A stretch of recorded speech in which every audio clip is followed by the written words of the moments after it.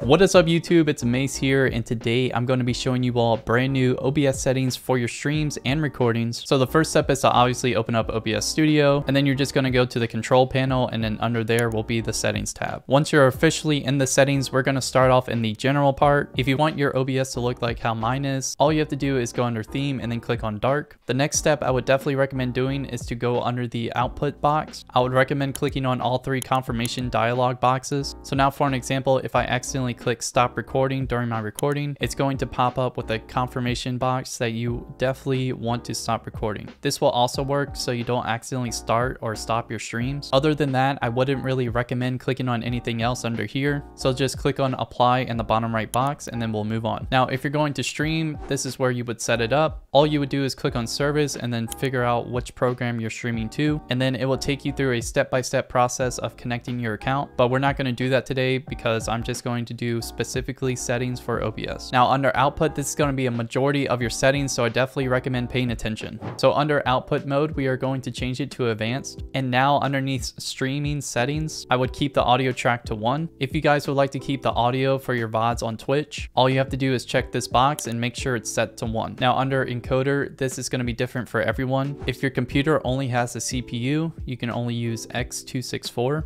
But if you have a graphics card, I definitely recommend setting it to that. So for me, I have an NVIDIA card, so it pops up with the NVIDIA encoder. Next is the encoder settings. I would definitely set the rate control to CBR. A good solid bitrate for your streams is going to be 6,000 kilobits. For the keyframe interval, I would set it to 2. Under preset, I would set it to P5 because I think that's a solid range. If you go to P6 or 7, it's not really going to make a big difference for quality. So that's why I leave it around P5. For the tuning, you obviously want the best quality for your streams, so set it to high quality. For the multi-pass mode, I would set it to 2 passes, but as the quarter resolution. For the profile, once again, you want the best quality for your stream, so I would set it to high. I would definitely recommend enabling psycho visual tuning, and then finally set the max B frames to 2. And now for the recording settings, all you're going to do is go up to the output mode and click on recording. Under the recording settings box, it's pretty straightforward. For the recording path, this is obviously where your videos are going to save. So all you would do is click on browse and then save the video to wherever you would like. Under the recording format, I would keep it to MP4. For the audio track, just leave it to 1. Once again, for the encoder, I would recommend doing X264 or the NVIDIA encoder. Underneath the encoder settings box, we are going to change the rate control to CQP. This is going to make it to where it's going to have the best audio and visual quality it can do. A good level for the CQ is 14. For the keyframe interval, I would just set that to 2 again. The preset is set to P5. The tuning is set to high quality. The multi-pass mode is 2 passes, quarter resolution. The profile is set to high. You obviously want to check the psycho visual tuning. And finally, your max B frames is set to 2. Under audio, I wouldn't really touch any of this stuff. If you ever want to save a little clip or something from your stream, I would definitely recommend enabling the replay buffer. The more replay time you do, the more memory usage will be used. So I would keep that low to around 20 to 30 seconds. And then after you do all that, obviously click apply.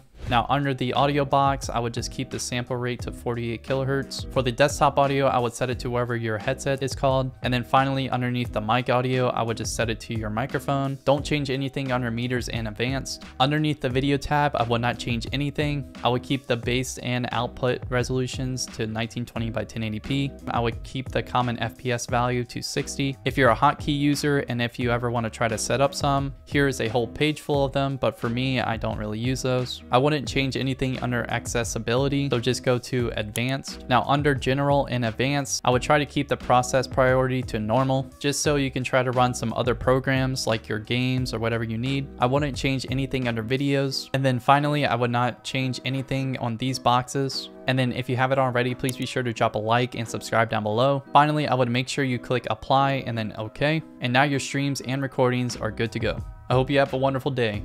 Peace out.